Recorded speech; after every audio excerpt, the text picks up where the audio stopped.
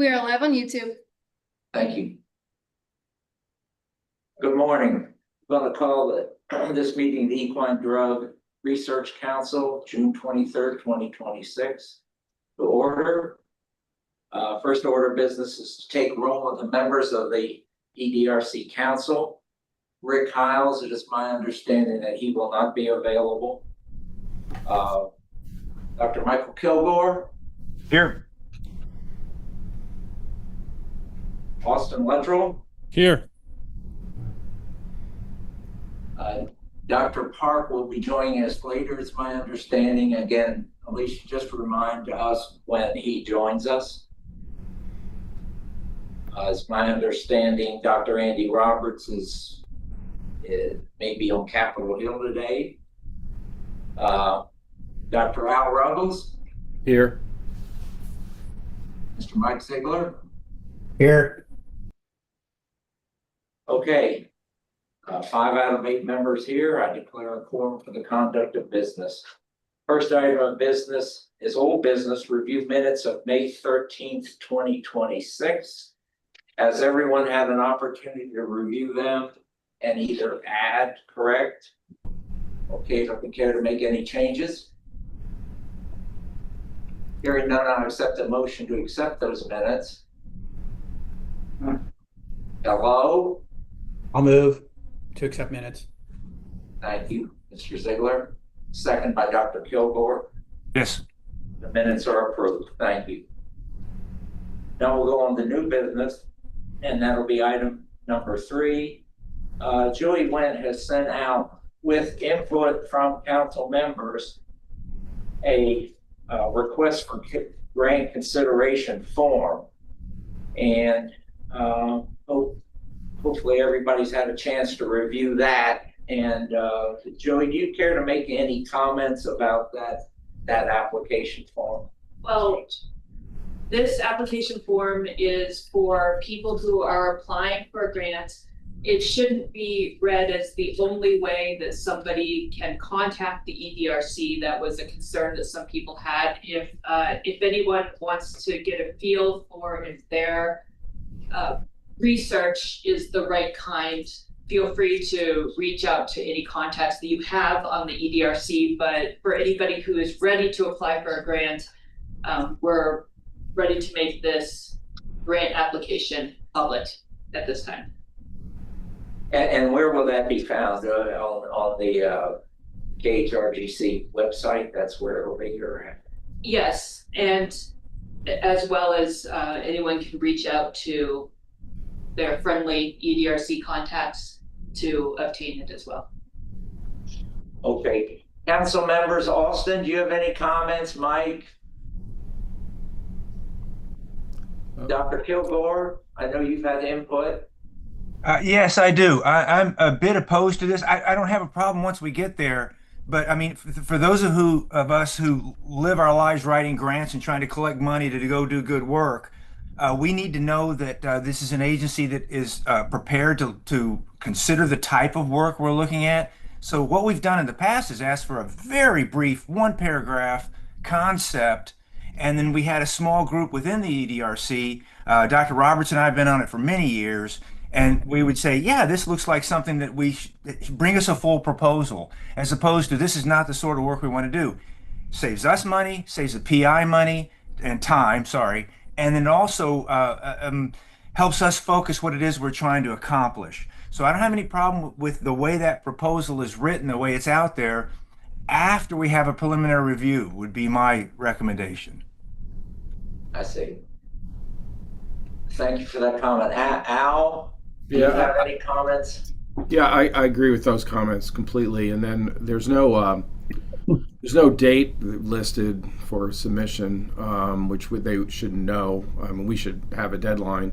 And I'm not sure at what point it's appropriate to, often you'll write, we are prepared to fund, to a certain amount, or, maybe I think it could be a little more specific so people knew where they were, if they were in the game. If they're going to submit a $2 million grant, well, they're not going to be funded. So, I mean, I don't know how we put that in there. Maybe Mike has some ideas, but I think it needs to be a little bit fine-tuned personally.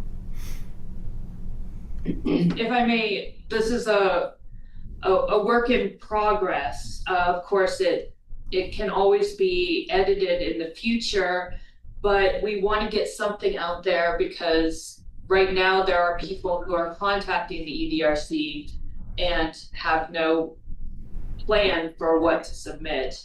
So I think that is where this grant consideration request came from.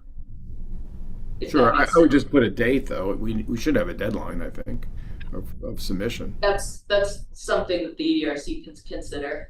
Well, how do you mean, how do you mean a date? So you put your date that you request, but then what, Al? What do you suggest? No, I'm just saying, please, submit, maybe it's a one page, as Mike said, summary by, whatever, 15th of some month, so we know we're not, they know when they have to have it, and then we know when we can consider it.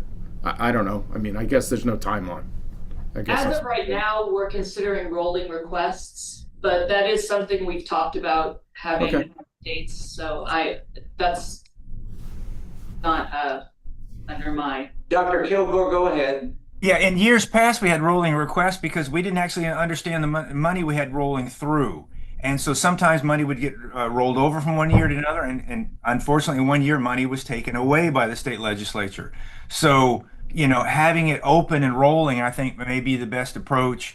But again, if we set up a small subcommittee that can just review these and not waste the whole committee's time, if this is clearly not something we want to accomplish, and then the subcommittee would bring it before the EDRC and say, here's one that we really like. What do we do with this? And then I think we can just directly communicate, because we're not looking at hundreds of grants. We're looking at a few that come in each year. It can be handled a little more ad hoc, I think.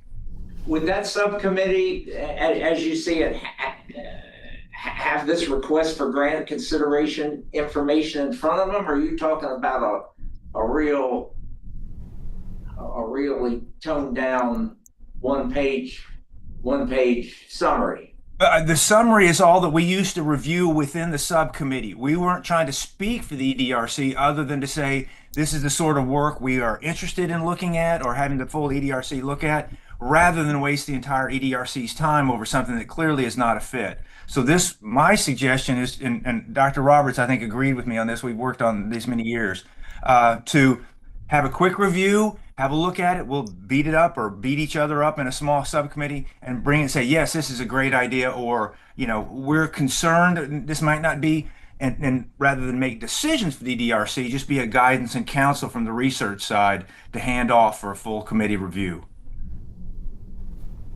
Well, I think that's reasonable. I think that's something to be implemented with Dr. Roberts, Dr. Parks' input also, to create a subcommittee. I don't think that's inappropriate. Joey, is that something that you could? Well, we'll appoint the subcommittee first, and then figure It out. is something that has come up. I think I'll leave it to the EDRC to decide how it's going to be done. We weren't sure that we wanted to implement a required first step before this step, but if the EDRC wants to, of course, that's. Well, I think Dr. Mundy, I think that's probably very worthwhile for you and Joey to put together and appoint a subcommittee. Or if the subcommittee is difficult to put together logistically, we can just have we can just be an advisory unit that is going to bring Yeah, I don't think it'd be hard to put together, as long as it's not cumbersome. I'd say 3 guys. May I ask a question? Yes. So if I was wanting to submit a proposal to get an idea if there was an interest, couldn't I just send an email, a paragraph describing it to George, and then he could throw it out there, and then the group could decide if they wanna. The Does it entire have to group, be super formal on how that happened? the entire group? Or, yeah, or maybe it's a subset of the group, but. Like, are we gonna design another step before Right. that? That's the question. Well, I'm gonna take input from somebody smarter than me about it, how these summaries have worked in the past. Well, if there's an idea out there, then it gets floated, right? So the question is, well, how does it get floated? Or how does it get presented? And it would start with an inquiry to the staff, to the contact. So maybe the process would be when there is an inquiry, have the party put something together, a one pager or whatever it is, a paragraph, and then the subcommittee or whatever the ad hoc can it can come in and it can be reviewed by that committee, and then it could be come back, yeah, this is a good thing, go to the next step of a proposal. And do it that way. Okay, well, that's reasonable. We just need to have this outlined. So who do you get, who, do you get applications? It will be, Emails, I mean, do we get emails, inquiries, it and who gets them? would probably be Alicia.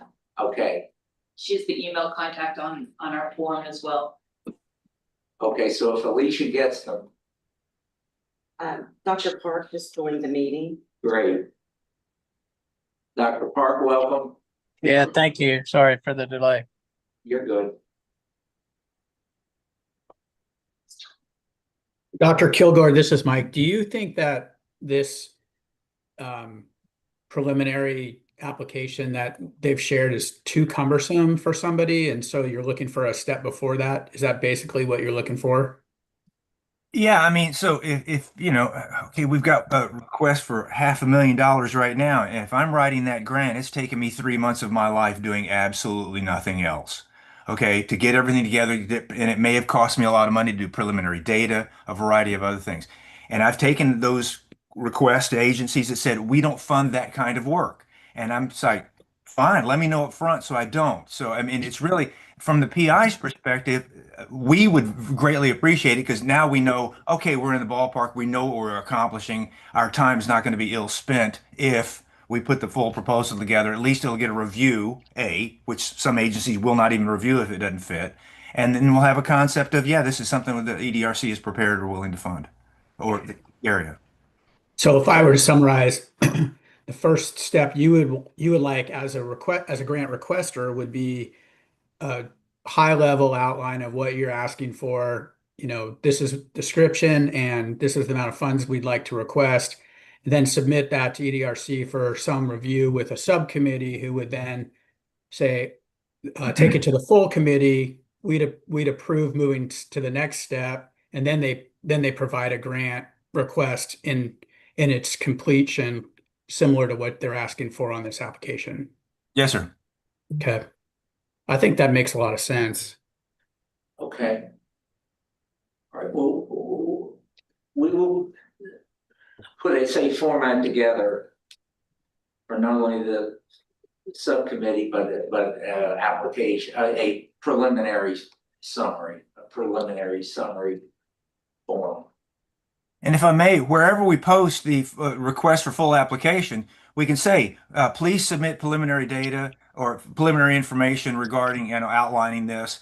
And again, the subcommittee, we often met just via email and had very quick reviews, and within days we'd say, this looks great. Let's see the full proposals. So it's not going to slow things down. I think it's just going to streamline the PI's efforts and the EDRC's review effort time. And save time, yeah. Yes. We'll take steps to put that in place. And appoint a subcommittee, which will have lay and veterinary input. So, review. Okay, moving on to the next item of business. Anything else? Any other comments about the EDRC grant application form? Okay, next is the Gluck Equine Research Proposal, grant proposal from scratch to back on track. The cohort study of pre-race scratches and advanced diagnostic imaging, presenting Dr. Manaram. Welcome. You ready to go forth? I am. I just will share here my screen. I am not allowed to share my screen yet, so if somebody can give me permission. And based on the previous comments, I just want to ask if there's anything specific that I should address regarding this proposal ahead of time. I have one question. How do you justify giving graduate students $63,000 a year? You don't give graduate students $63,000 a year. That's the cost that includes the stipend and the indirects that we have to pay to graduate students. So based on the salaries that we have to pay for a DVM that is on a graduate training, plus indirect costs and tuition, that's the cost that they have for us. I am happy to get something written from our business officer on that regard. Don't talk to my PhD students because they're going to all be coming over to the Gluck to work for you, okay? Well, this is the scenario where you have DVMs on this. And so a couple of years ago, there was a motion that DVMs that are undergraduate student should be paid higher. So between the stipend and tuition, they are making the equivalent of a postdoc because they are already doctors. Does that make sense? Yes, thank you. All right. So let me pull my presentation here. Everyone can see it.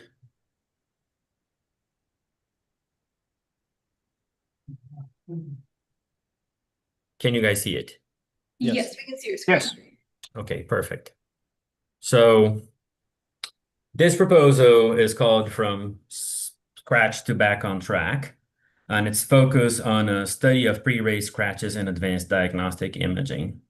While I am the lead PI in this group, this proposal was put together combining efforts from Dr. Matthias Priet from UC Davis, leading diagnostic imaging specialist, Dr. Pitta Hitchens, leading epidemiologist in the field of racing and racing injuries and other related epidemiologic factors, Dr. Laura Kennedy, who is the director of the Racing Postmortem Program and collaborator of mine at the Gluck, as well as Dr. Emma Adam, who's also a collaborator at the Gluck and liaison with the industry. So the point we discuss here today is familiar to all of us, which is musculoskeletal injuries representing the vast majority of fatalities in the racetracks. This data is from worldwide epidemiology and demographics. Fatlock failures, which is the lack of functionality of the fatlock due to injuries, very often including bones and soft tissues, is the most common site of injury and represents over 80% of the cases. There's a growth of interest in safety and integrity to understand injury processes and identify horses that are at increased risk. One of the challenges that we face is that moderate and severe injuries occur at the site of pre-existing injury. So the concept of a bad stab is already out of scenario, and radiographs, which was pretty much we use in the field, has very limited utility. It's very good to decide this horse is broken or not, and it may identify some horses that have some lysis on the parasagittal groove, indicating that horse is at risk for a condylar fracture, but it's very limited in its utility. The use of other modalities, such as MRI and CT scans, they can identify, they're a lot more sensitive, but they also can be a lot more cumbersome, require diagnostic anesthesia, and you may not always see if that abnormality is there because it is active or happened at some time in the horse's life and might not help in making a decision on whether that horse can run or not. With the evolution to PET scans, you can determine whether that area is with an active disease process, and when overlapped to CT scans, it can pinpoint some of the critical areas that we have identified of some of the most frequent fatal or career-ending injuries in the thoroughbred. We have a tendency to be a lot bone-centric when we talk about these injuries in horses, specifically fatal injuries in racing horses. But Sue Stover had shown about 10 years ago, there's a significant prevalence of soft tissue injuries. And when you think about the suspensory apparatus, that's the soft tissue that holds the bones together. And if it fails, then it predisposes the bones to an overload and increased likelihood of fracture. So she showed that horses had a pretty prevalent abnormalities in the suspensory apparatus of racing horses on the catastrophic injuries in California. Horses with palpable injuries were much more likely to have a suspensory apparatus failure or a fetlock failure and condylar fractures. And they can be some sentinels for us to look into horses that are at higher risk. Repeating that study that was done in California for their sake that horses in California had a tendency to race mostly in California, but Kentucky with horses rotating from all over the country, we repeated the study with the same criteria to see what would we find. So we looked into every horse that died on a Kentucky racetrack from 2022 to 2024. And we determined the same demographics, right? 65% of those horses died from musculoskeletal injuries, and over 80% of those were from a suspensory apparatus or fetlock failure. So when we did our study, I'm going to go to the real findings here. What we identified was that the distal ligaments, distal sesamoid ligaments, which are below the sesamoids and not the area that everyone is trying to look at, we found that they were significantly different between the catastrophic groups, or CMI, and the non-catastrophic groups.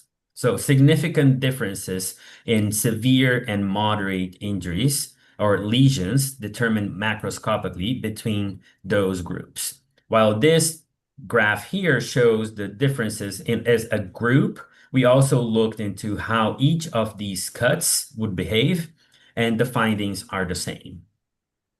We then ran a risk prediction model, and we showed that these cuts here have a higher odds of belonging to the catastrophic group if they have severe or moderate injuries. And that actually was significant.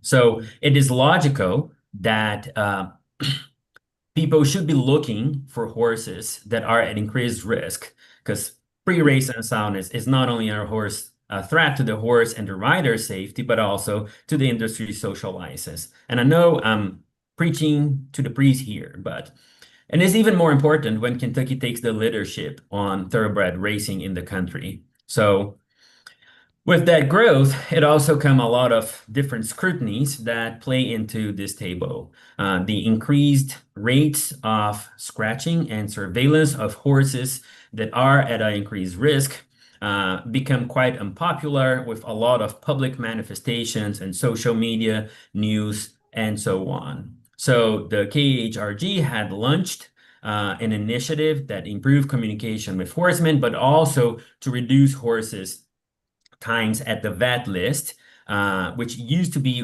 with at least 24 days, now moving down to from 14 days or even earlier, depending on advanced diagnostic imaging. So the KHRG initiative has outlined this idea of a diagram of how these horses become assessed. So a state regulatory veterinarian identify a unsound horse. It's a pre-race scratch or avoided claim. I am having here, and it was included as a part of the inclusion criteria. There's a lot of moving targets in this scenario, but we are adjusting this table. The Sleep app is used to score the horse. It's no longer considered as a inclusion criteria, but it generates a database on how these objective lameness assessment tools can actually help. It's not what determines whether the horse is scratched or not.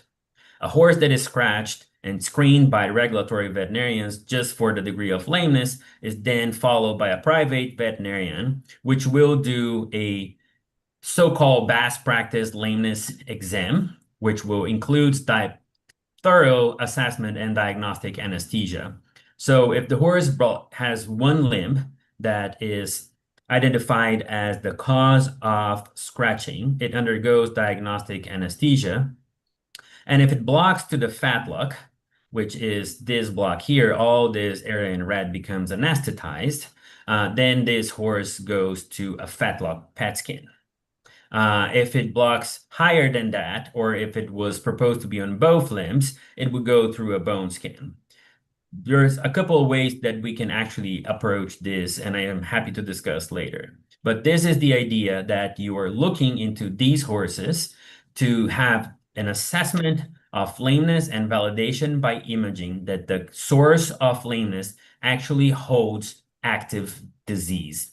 And this study proposes to include the data analysis, not to run this component, but the data analysis of 150 horses, which might sound a lot, but if you look at the number of horses, specifically what we had here, 32 horses being scratched in 5 days, you might fill that gap pretty fast.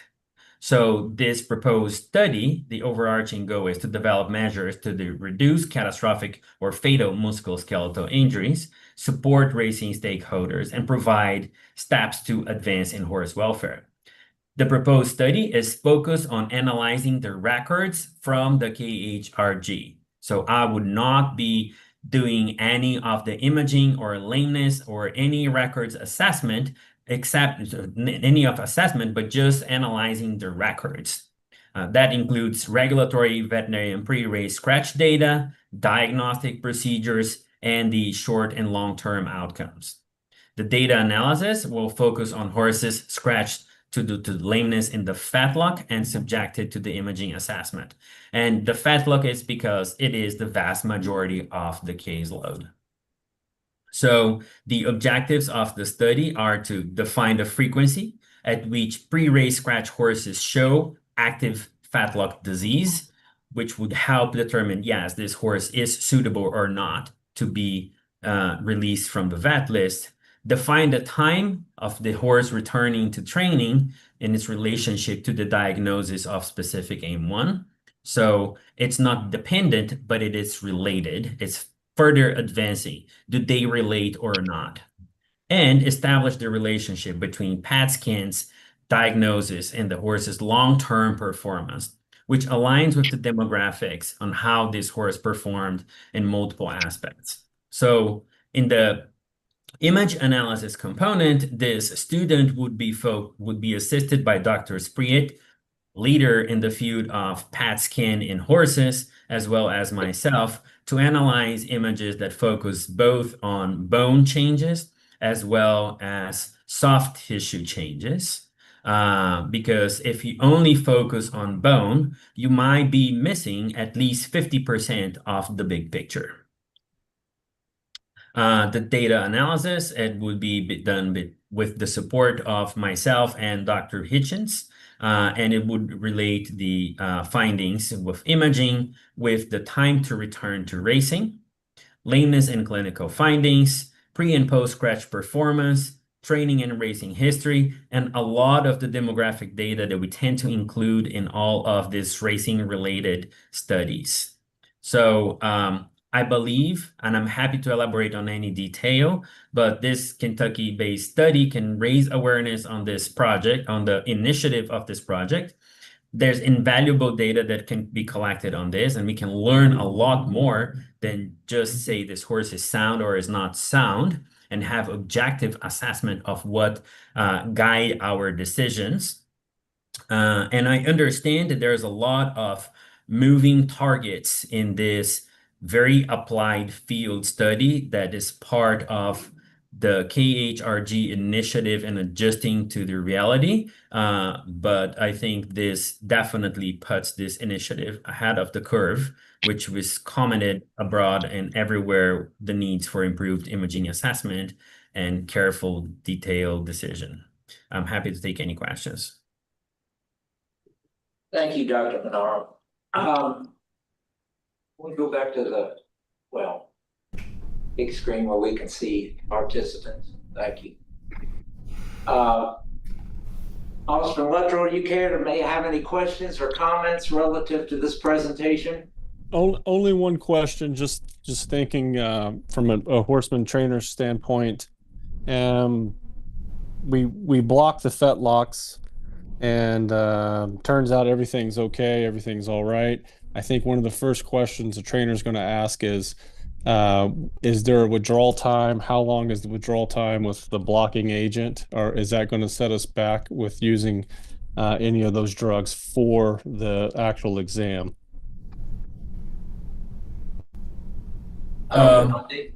So we don't get a positive, you know what I mean, for something that would be how, I don't know how that works. So that's going to be a question they ask. We'll let Dr. Mundy respond. The withdrawal time for it would depend on the agent used and the amount, but the time frame from when the horse would be subjected to either a timed workout or a vet list workout where there would be again, that time frame is going to be that should not be an issue as far as, let's say it's 5 days, whatever, that should be fine. What about stand down for interarticular medication? I mean, if they block them in the joint, I know it says low 4-point, but I'm from someone that blocks horses all the time. That affects HISA rules too, whether it's in the joint or it's perineural. That's true. Yes. Austin, any other comments? No. I think it was a great presentation, and I'm all in. I was just trying to think of a question that might be presented once this gets, if it moves forward and gets proposed. I just would like to, from that standpoint, as far as medications and potential violations, when PET scans are done, there is sedation involved in that. In the time frame, if you are within 3 days, so we are able to do and have done in situations where participant horses had undergone a PET scan actually 4 days prior to actually competing in races, and so again, we can perform some of these procedures without violations and with getting them done, just so that again the time frame, the potential is if you're a week away from a race, you can have a PET scan done in between there and be okay to go because it's done frequently. Okay, perfect. Very good. I'm moving down the board here. Dr. Kilgore, any comments? No, I think this is a really outstanding proposal. You know, I mean, my questions are longer term, but that doesn't really focus on this issue. It's like, okay, you know, 3 years from now, this all works and says, okay, who's going to identify the horses and how does that work and who pays for all this stuff? But that's way beyond the scope. I think this is answering the question, is this a worthwhile approach to go forward? And again, I think it's an outstanding proposal. Dr. Parr? I don't have any questions. I'm just trying to absorb it all and think it through. Dr. Ruggles? Yeah, I have a few comments. Now, doing PET scans, there's limited availability of the isotope. For instance, in our hospital, we can do about 5 PET scans a week. So And it has to do with, now California, they have much better availability of isotope than we do in Kentucky. So I think you have to understand that. The other, I assume there's cooperation. There's only 3 PET scans that I know of in the state, and they're listed. And I assume you have cooperation with those facilities to do this. If not, that's an important thing because it's going to impact the clinical load at those places. We have a hard time sometimes getting all our advanced imaging done ourselves for our clients that are here. The cost, so people know, like we pay, I think it's about $300 a dose, whether you're using the whichever isotope you're using, and you need 2 different isotopes in this paper. So just that people need to understand that. Has there been any discussion with Kentucky regulatory veterinarians about how, their input would be seemingly important in this? Dr. Mundy, you care to respond? Part of our initiative from the Veterinary Procedures and Data Review Committee has been the involvement of our field team, and we have been fortunate to have addition of a field team member that has experience and a lot of input in this area, and have been involved in working with Dr. Maniram and the Gluck team in the logistics and on the project framework. So I can confidently say that yes, the regulatory field team is all involved in fact, the access to advanced imaging.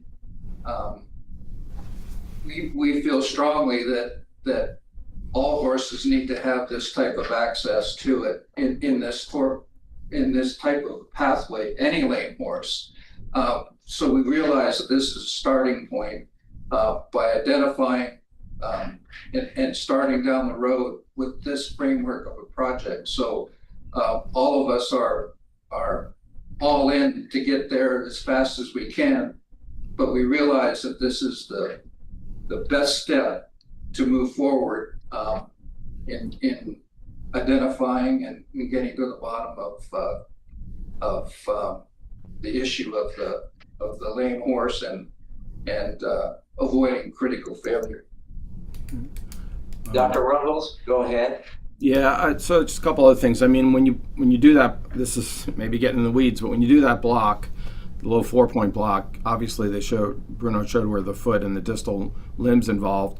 I can tell you there's plenty of horses that have proximal lesions that are blocked that way in their suspensory. So my analogy to clients is you go to the dentist and they do the same block, and some days you feel it and the other days you can't feel your face. And that's how perineural anesthesia is. So if you get in the sheath of the nerve, sometimes you can get very proximal desensitization. So my point is a horse that blocks with a low 4-point and has a negative PET scan on its fetlock doesn't mean it doesn't have a lameness or doesn't have a lesion. It may have a suspensory lesion. So I just point that out. And I know they're going to do the soft tissue phase as well, but Yeah. This is the vagaries of blocking horses. Those lines don't exist, and every day you get fooled a little bit. So those are some important aspects. And I guess was curious. So this is a cohort looking forward study. Are we planning on using that specific data on that horse in the present? For instance, a horse is scratched, comes over, has a PET scan anywhere, and then it has a negative. I mean, we're looking at what's the purpose of the information? How we're using that information in the present? Is that Dr. Maniram? Do you care to address that? How the information will ultimately be used? Well, the information that I'm looking for is about analyzing the data on a perspective fashion, right?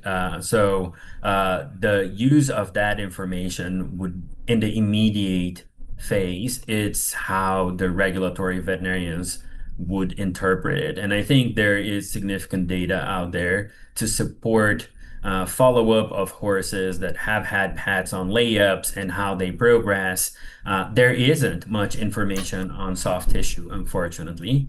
And until our paper that is on the way to be published on suspensory lesions, there was only Sustover's data.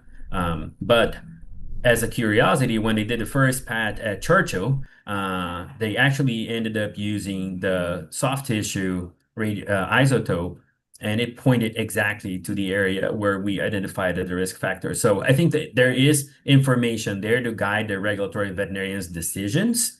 That's not part of my input into this.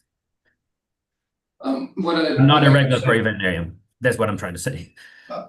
So Dr. Ruggles, it would not affect the actual, what I'm calling the vet list journey in evaluation. The results of the imaging, whatever it is, or the lameness workup, would then be compiled. And when the horse is submitted to request the work off the vet's list, all of this information in real time supports that application for the horse to work off the vet's list, just like it is now. So when a horse,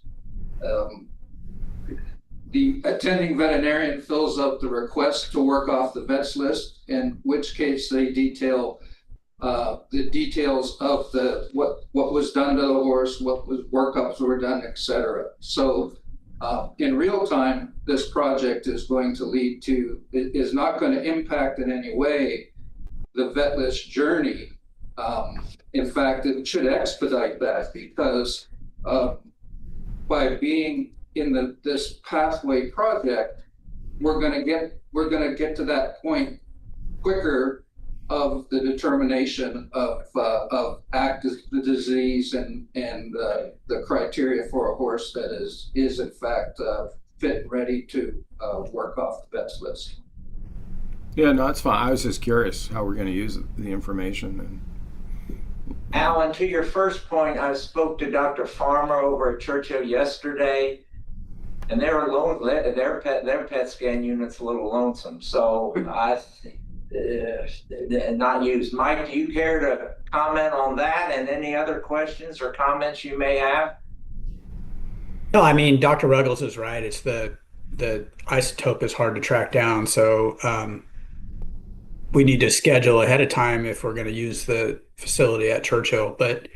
And as far as I'm concerned, whatever we can learn from a track perspective to help these horses race more frequently, it's good for all of us.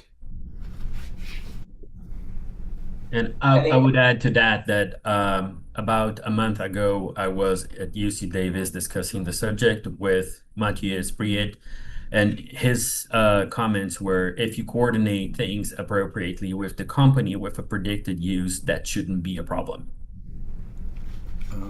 I will. I am disagreeing with you. In Kentucky, it's different than California. We have a real problem getting the isotope. So I'm not saying that he's wrong and it can't happen.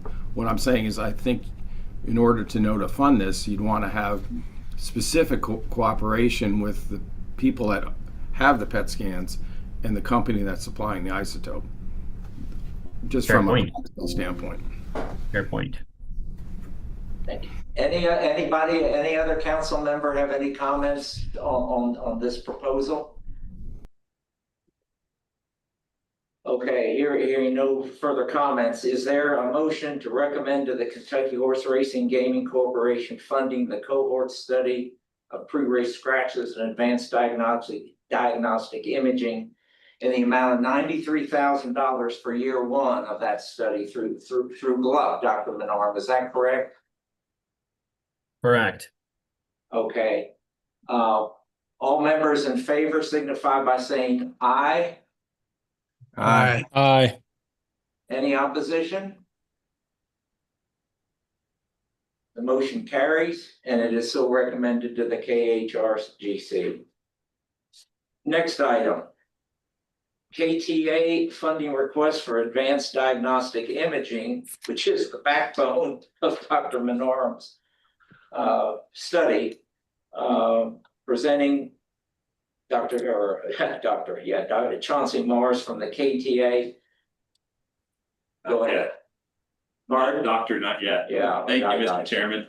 So I'm just going to read out these 5 points for the benefit of the audience. So we seek council approval for the advanced diagnostic imaging proposal expenses, less investigator expenses in the amount of $500,000. These funds will be used 100% for advanced imaging expenses for horses participating in Doctors Manaram, Spree, Hitchens, Adams, and Kennedy's analysis. The Kentucky Thoroughbred Association shall be the custodian of these funds and provide swift payment to service providers. We shall not charge administrative fees on any grants received. Our association currently facilitates reimbursements exceeding $1.8 million annually for multiple licensed racing associations and stakeholders for the Kentucky Thoroughbred Development Fund, as well as federal grants that are used by industry stakeholders to perform foreign market development from the USDA.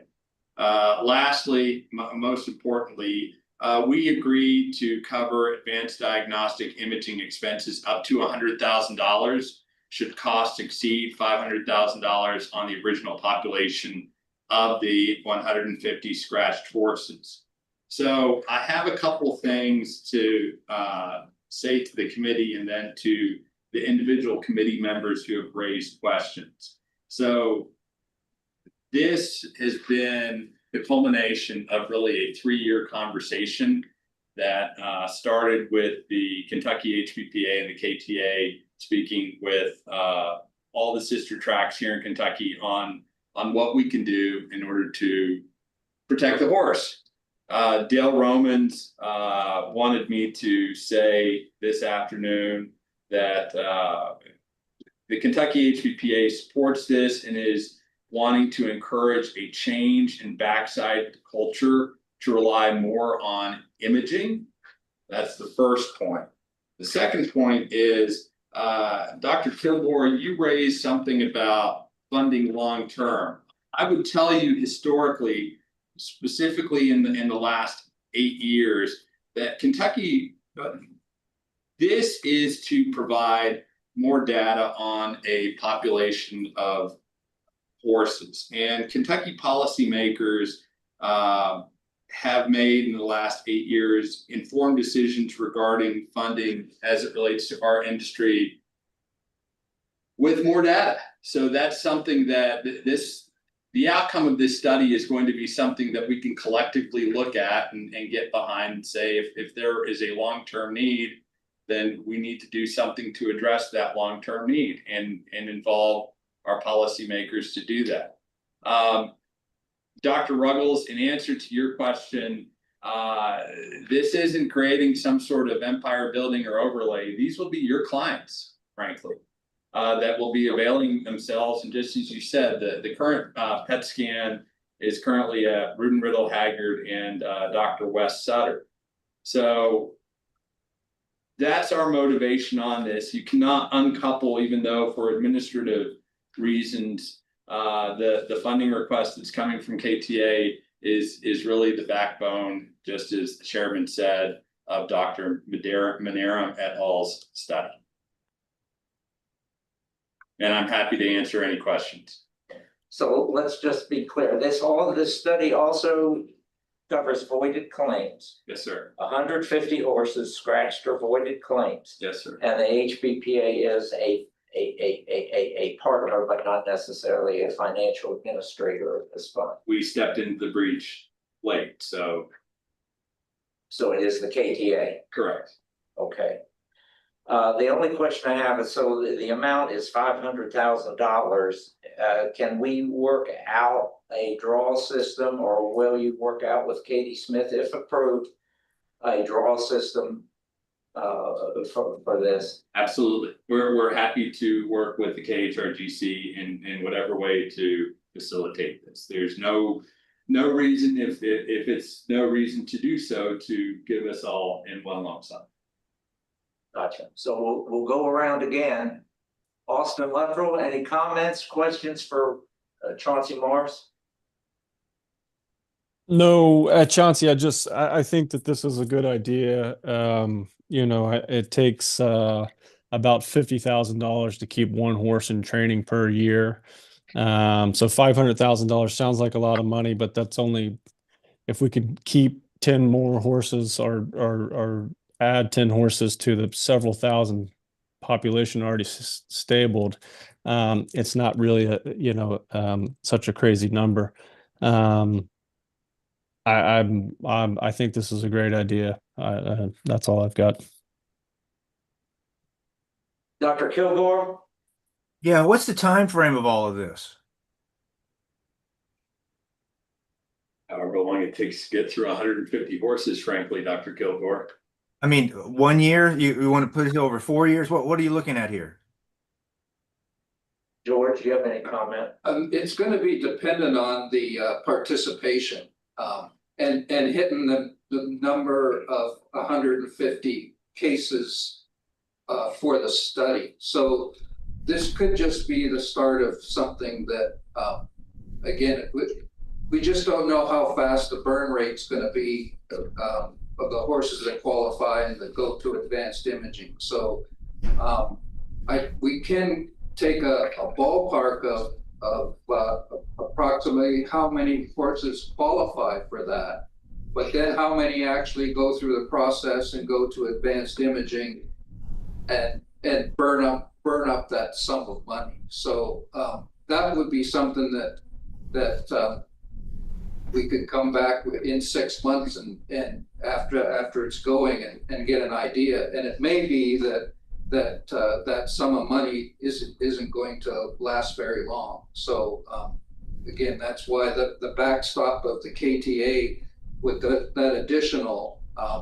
So the short answer is I don't have an answer for you other than the funding of the glut portion of it, where there's dedicated data collection and so again, it's I don't have that answer for you right now. And so our commitment would be to that $500,000, and then we reassess if it goes forward, or this is the one-time grant. Actually, Dr. Kilgore, your milestone would be at 600,000. Since if we were accruing expenses at that rate, we would obviously you're going to enter into the decision here that it would be up to 600,000, and then we would be approaching this body again to see where we are, and also have we're confident. I mean, this is a hard population to model, but we do have estimates on what these procedures cost. We just don't know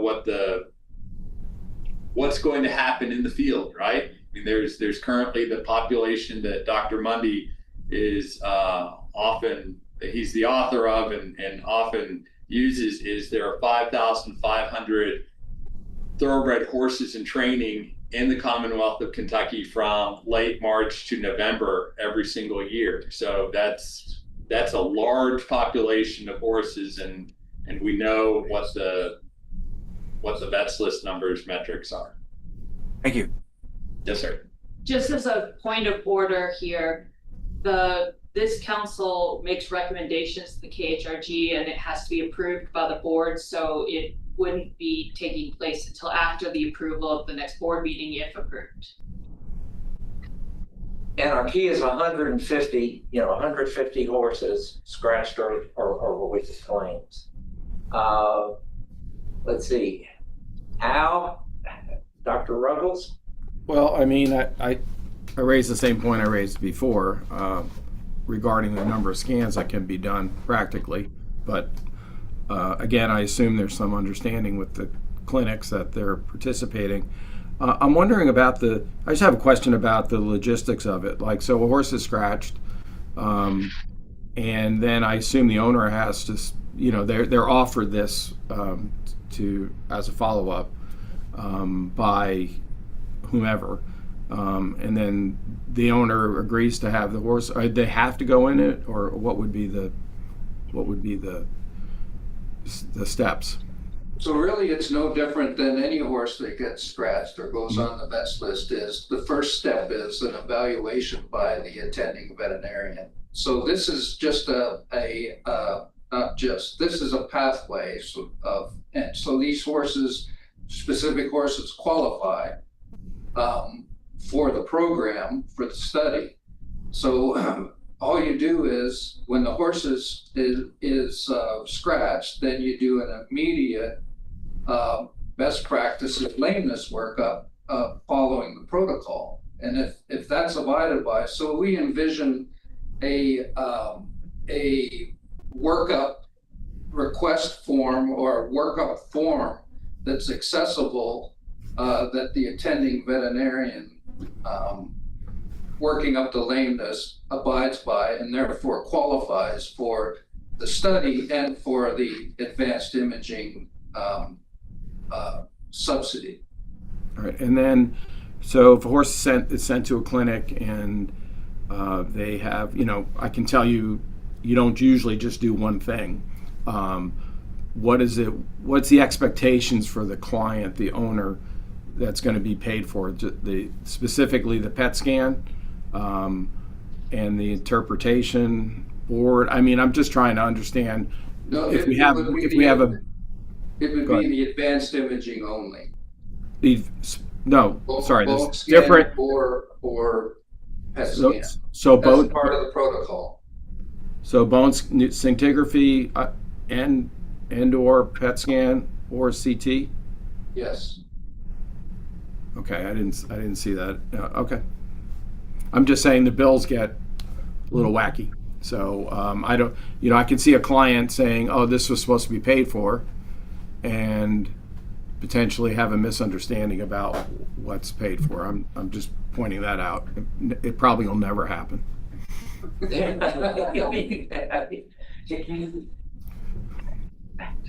Al, anything else? No, I think I've heard it. Thanks. Dr. Park?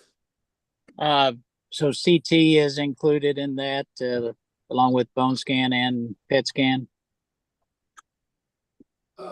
No, it's limited to bone scan, PET scan. Okay. I just wanted to clarify that. That the way you'd answered Dr. Ruggles' question, that the CT was included. And so the KTA is going to just be the industry facilitator for this project in goodwill, and no administrative fees to help facilitate this and pay for those scans, if I'm understanding that correctly. Yes, Dr. Park, correct. And this 150, and maybe I should already know the answer to the question, but I apologize. This 150, that's going to be in addition to what Gluck's doing, or are they going to pull some of their data from 150? No, sir. It's specific. That is the population of the horses in the Gluck study. Okay.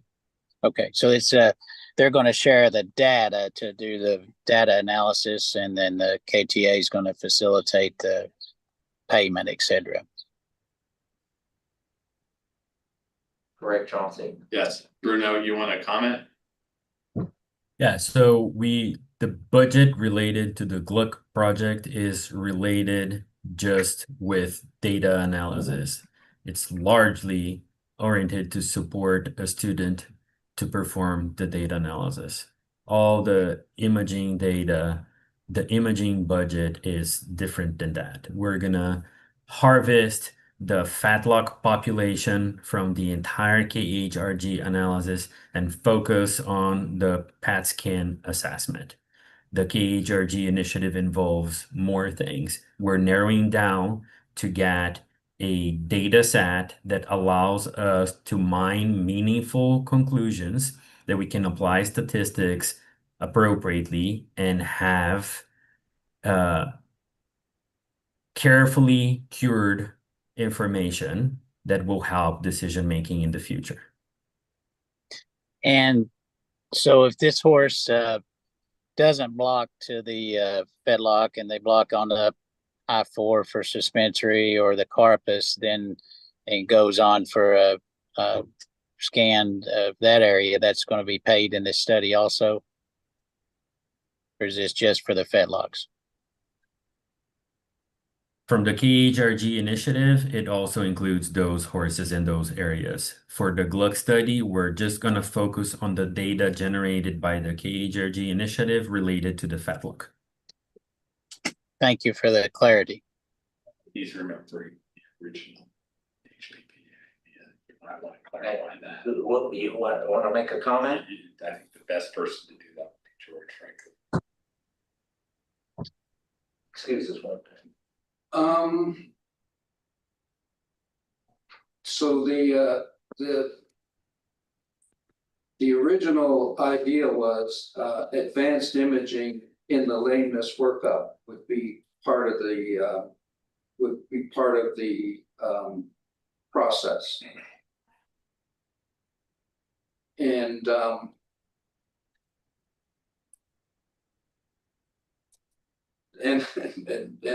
I think that is the part of the KHRC initiative. So inclusion of that imaging would be part of would be covered.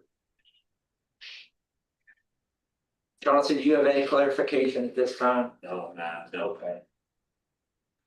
Mike Ziegler? No, look, I'm all for this. I just am challenged with respect to the fact that Churchill Downs is partners with Haggard on the pet stand at Churchill Downs Racetrack. And if ultimately the full commission approves this, we would be recipients of indirect funds from EDRC. So I'm going to have to likely abstain from voting on the on this proposal. It's fine. That's understood. Chauncey, is it reasonable to have a 1-year true up or have some calendar? Yeah, very reasonable. Actually, Bruno, we discussed this originally, and a year is fine. We actually thought it might be a little bit earlier, but absolutely, we can do that. Well, I think that's important. Any other comments from the council members? I have the same conflict that Mike has. I mean, we're gonna be receiving horses. You can abstain also. Yeah. Now. Okay, this is a go. Is it? Can I have a motion to recommend to the KHRGC funding for advanced diagnostic imaging expenses for up to 150 horses included in the cohort study of pre-race scratches and advanced diagnostic imaging in the amount up to $500,000. The funding process is to be determined in collaboration with Katie Smith of the KHRGC. Those not abstaining, you care to please signify by saying aye, if in agreement. Did you get the motion? You need a motion. I'll do the motion. I need the motion. Sorry. Now I need a second, please. I'll second. Go for it. Thank you, sir. All voting members in favor signify by saying aye. Aye. Any aye? Any opposition? So we will pass that on.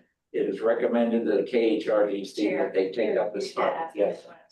Yeah, no. Oh, I'm sorry. We better know too. And who cares to abstain? Mike Ziegler.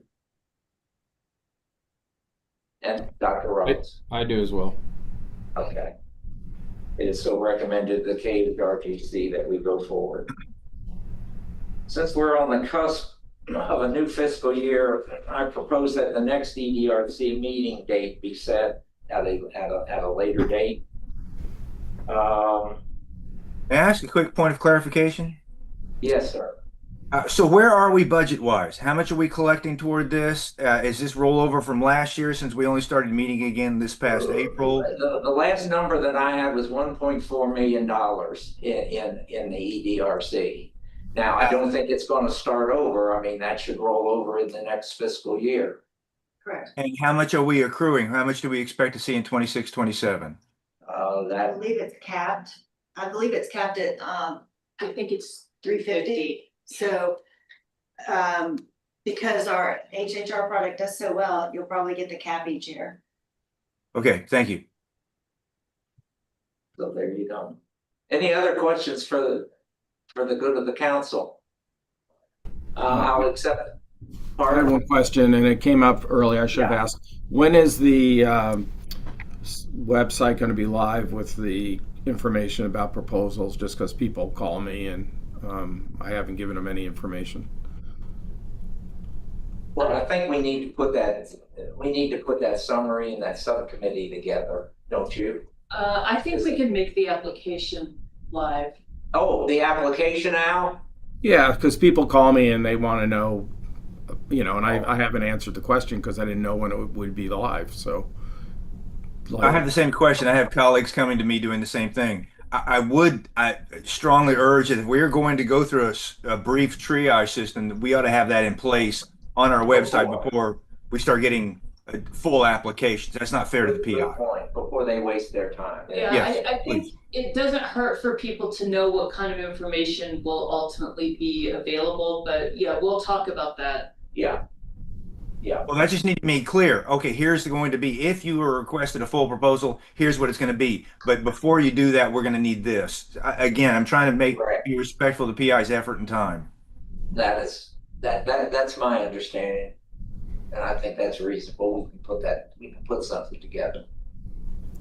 Tell Dr. Mundy. Maybe just send it out and say it's live so we know, and you know, I can answer a question. Yeah, this is what you're going to be up against sooner or later. Yep. Okay. Any other comments for the good of the council? I'll accept the motion to adjourn this meeting. So moved. Second. Second. All members in favor, signify by saying aye, and thank you very much. And Alicia, thanks for putting this together. Thank you, guys. All right, Thank you. Thank you.